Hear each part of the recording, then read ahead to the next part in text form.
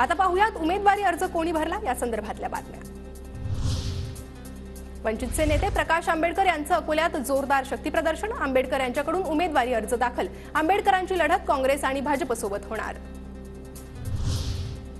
अमरावती लोकसभा मतदारसंघातील भाजप उमेदवार नवनीत राणा यांचं जोरदार शक्ती प्रदर्शन।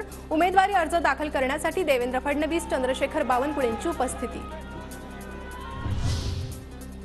नांदेडचे भाजप उमेदवार प्रताप पाटील चिखलीकर यांचाही उमेदवारी अर्ज दाखल। अशोक चव्हाण, अतुल सावेंची उपस्थिती। अशोक चव्हाणांच्या भाजपात येण्याने विजय अधिक सोपा झाल्याचा चिखलीकरांचा दावा।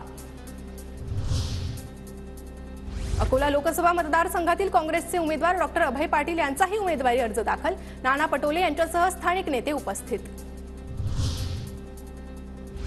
यवतमाळच्या महायुतीच्या उमेदवार राजश्री पाटील यांनी उमेदवारी अर्ज भरला। मुख्यमंत्री एकनाथ शिंदे, संजय राठोड, खासदार हेमंत पाटील यांच्या उपस्थितीत भरला अर्ज। हिंगोलीत शिंदेच्या शिवसेनेचे बाबूराव कदम यांच्याकडून उमेदवारी अर्ज दाखल। हेमंत पाटलांचं तिकीट कापत बाबूराव कदमांना उमेदवारी अर्ज भरताना स्वतः मुख्यमंत्री शिंदेंची उपस्थिती।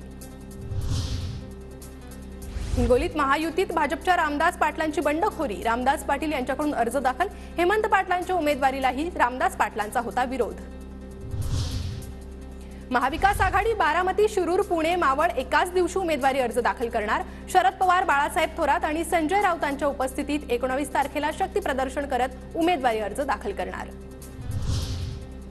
बुलढाण्यात महाविकास आघाडीत बंडखोरी। काँग्रेसच्या ज्ञानेश्वर पाटील यांच्याकडून उमेदवारी अर्ज दाखल। बुलढाण्यात ठाकरे गटाचे नरेंद्र खेडेकर महाविकास आघाडीचे उमेदवार।